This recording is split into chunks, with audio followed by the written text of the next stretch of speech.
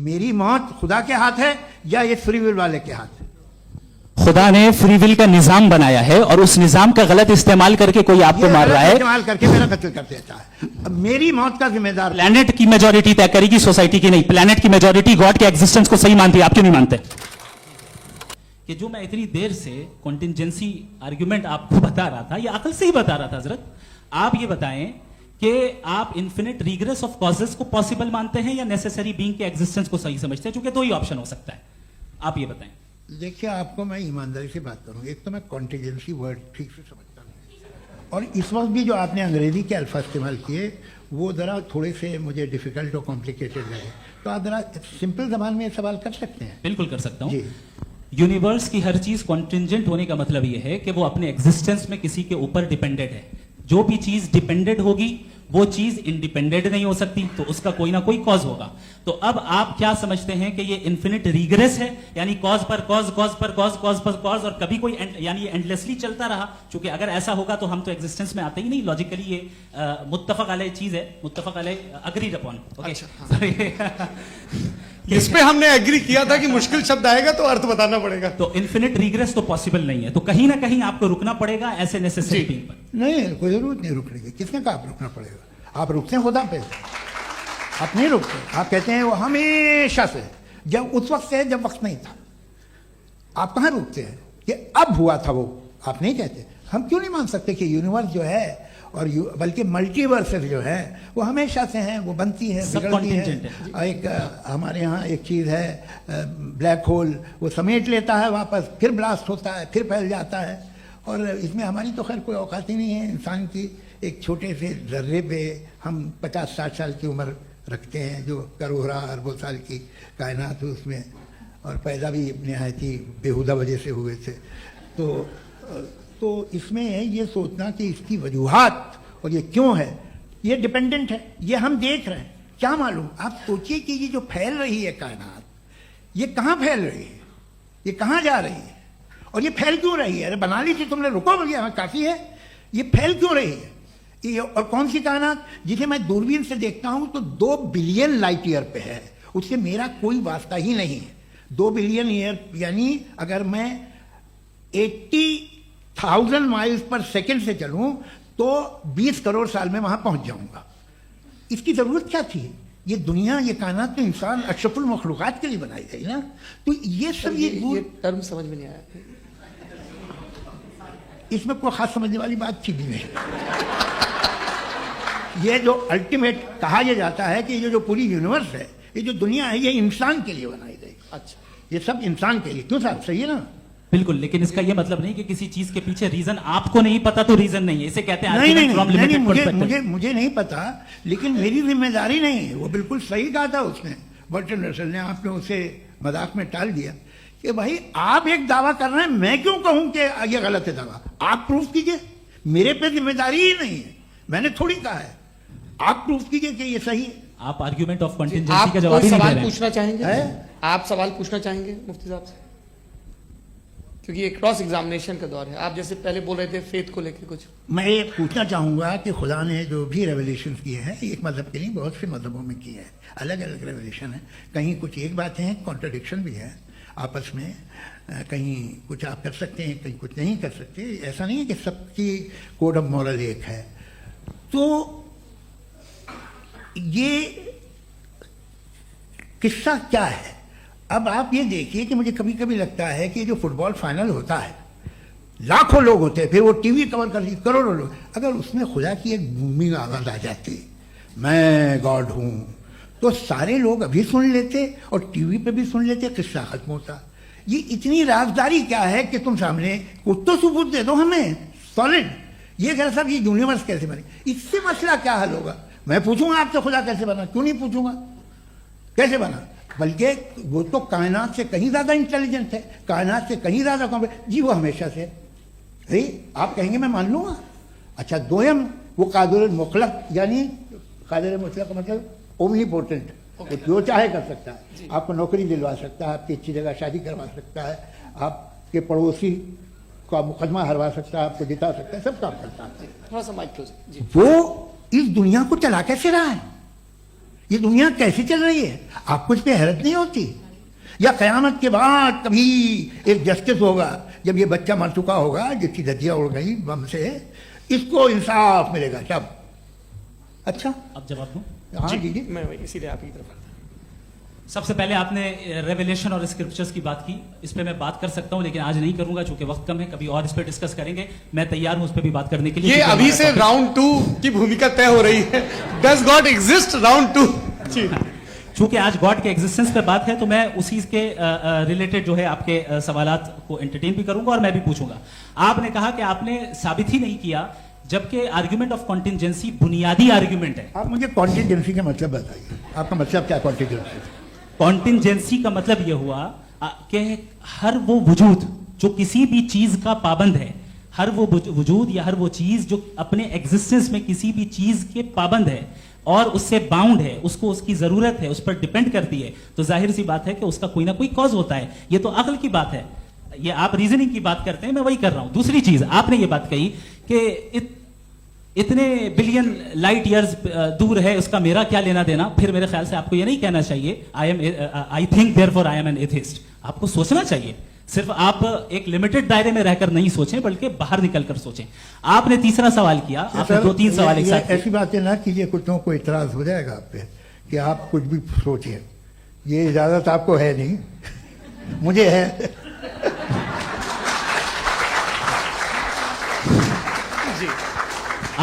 آپ نے problem of evil کے تعلق سے سوال کیا اور بار بار آپ ایک لفظ ریپیٹ کر رہے ہیں کہ اومنی پوٹنٹ گاڈ ہے, آل پاورفل گاڈ ہے.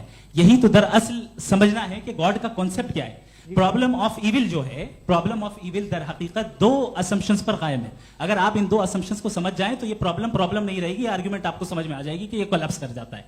پوائنٹ نمبر 1, یعنی جو آپ کا سب سے پہلا فالس اسمپشن ہے کہ گاڈ مرسیفل ہے, اومنی پوٹنٹ ہے, دنیا میں ظلم ہو رہا ہے.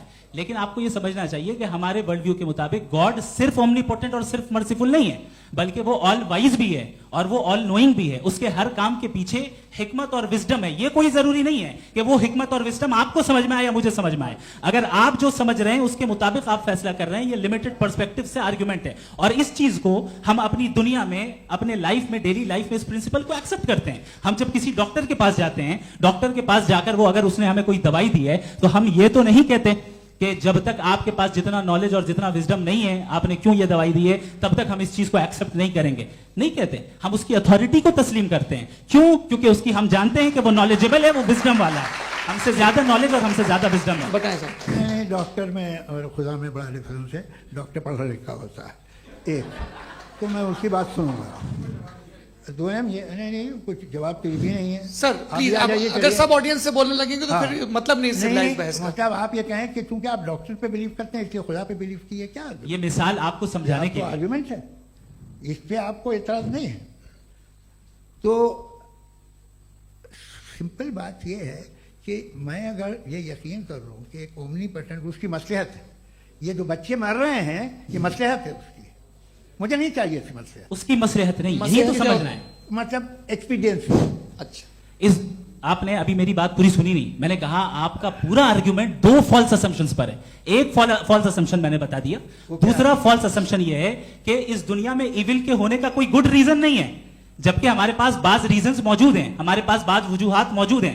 اگر اس دنیا میں ایول نہ ہو تو آپ گڈ کو ڈیفائن کیسے کریں گے؟ اگر ظلم نہ ہو آپ انصاف کو سمجھیں گے کیسے؟ اگر تاریکی نہ ہو تو آپ لائٹ کو سمجھیں گے کیسے؟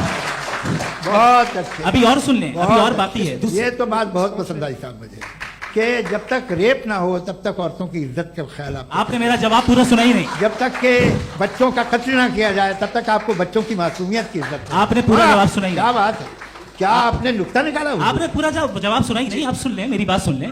یہ میں نے آپ کو ایک چیز بتائی. دوسری چیز, اس دنیا میں ہم آئے ہیں ٹیسٹ کے لیے, ہمارا ٹیسٹ ہو رہا ہے اور ہر انسان کا الگ الگ انداز میں ٹیسٹ ہوتا ہے.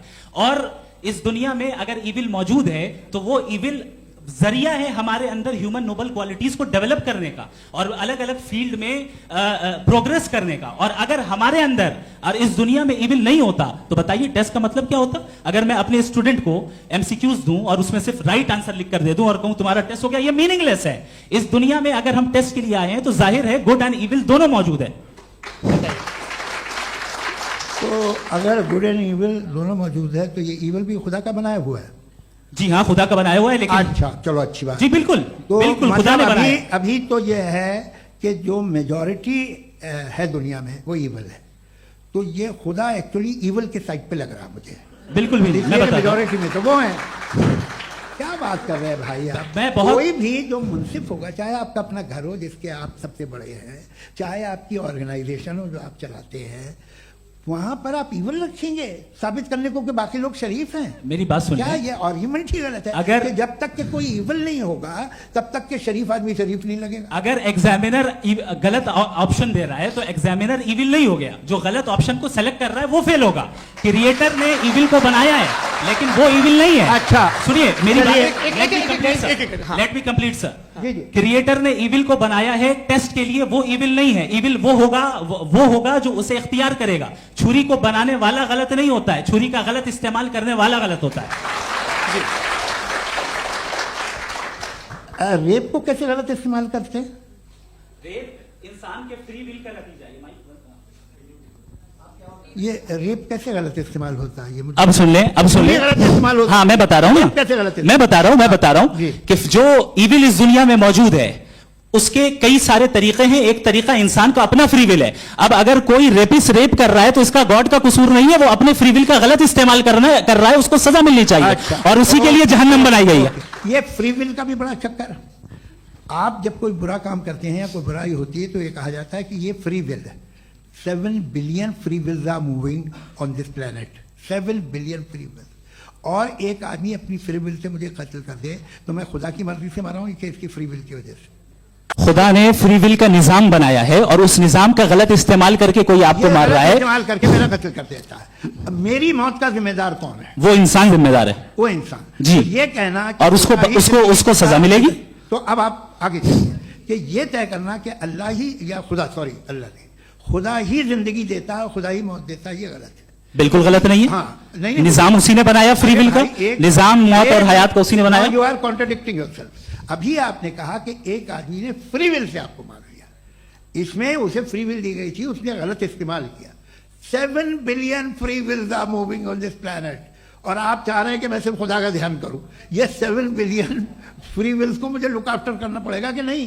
ये तो तबाहियां कर रही हैं और तबाहियां ज्यादा हो रही हैं। बिल्कुल। तो अगर आप बताएं अगर खुदा नहीं है फॉर एग्जाम्पल, हाँ। तो आप इविल को कैसे डिसाइड करेंगे? यानी how can you define evil objectively without God? देखिए दुनिया में 2 तरह के जानवर हैं। एक जो अकेले रहते हैं जंगल में और एक जो ग्रुप्स में रहते हैं। ग्रुप में जो भी रहेगा, चाहे वो आपका फाउंडेशन हो, चाहे कोई क्लब हो, चाहे कोई पॉलिटिकल पार्टी हो, चाहे कोई यूनिट हो, उसमें आपको इंटरैक्ट करने के रूल बनाने पड़ेंगे। यानी लोग तय करेंगे। लोग तय करेंगे। अगर लोगों ने यह तय किया कि किसी का रेप करना सही है, आप जस्टिफाई करेंगे? नहीं, आपका फाउंडेशन तो ये हो गया ना कि लोग ही विल डिसाइड दुनिया करेंगे। में नहीं, अरे दुनिया में ऐसे ग्रुप्स हैं जो रेप को जायज मानते हैं सर्टेन हालात में। मैं डिटेल में नहीं जानूंगा, आप भी जानते हैं। ये जो आईसिस वाले थे जिन्होंने क्या किया था, तो उन्होंने क्या किया उसका खुदा से कोई ताल्लुक नहीं है सर। मैंने सिंपल सवाल किया कि इविल को आप डिफाइन करते कैसे हैं? आगे वापस आइए जी। आप साथ में तभी रह सकते हैं जब कुछ आप ऐसे उसूल डेवलप करें जिसमें हर एक का बेसिक तहफ़्फ़ुज़, हर एक का बेसिक राइट हो और हर एक को कोई आराम मिले। यही तरीका है किसी भी ऑर्गेनाइजेशन जिसमें एक से ज़्यादा लोग हैं और वो ऐसे चलती है ज़िंदगी। उसमें अगर आप गड़बड़ करेंगे तो तबाही होगी, नुकसान होगा, बर्बादियाँ आएंगी। और अगर उसमें आप घर ले लीजिए ना, एक हस्बैंड है, एक वाइफ है, बच्चे हैं, वालदा भी हैं, 2 बहनें भी हैं, एक भाई भी है। अब इसमें कोई निज़ाम आपको चाहिए साथ में रहने का और एक दूसरे पे भरोसा रहे, एक दूसरे के बहीख्वाह हों, एक दूसरे की मदद करें, ऐसी जिंदगी। सर आपकी बात आ गई। आप ये कह रहे हैं कि लोग डिसाइड करेंगे क्या सही है क्या गलत है, यही है? मेजॉरिटी डिसाइड करेगी क्या सही है क्या गलत है? अरे भाई बिल्कुल। मेजॉरिटी अगर ये कहे कि नाजी जर्मनी के साथ जिस तरह मेजॉरिटी थी कि जेनोसाइड करना सही है, आप जस्टिफाई करेंगे? उस वक्त आपका ये सवाल सिर्फ उसके बाद क्लोज करेंगे। हाँ, उस वक्त प्लेनेट पे जो लोग थे उनमें कितने लोग हिटलर को सही समझते? अच्छा, प्लेनेट की मेजॉरिटी तय करेगी सोसाइटी की नहीं। प्लेनेट की मेजॉरिटी गॉड के एग्जिस्टेंस को सही मानती है, आप क्यों नहीं मानते?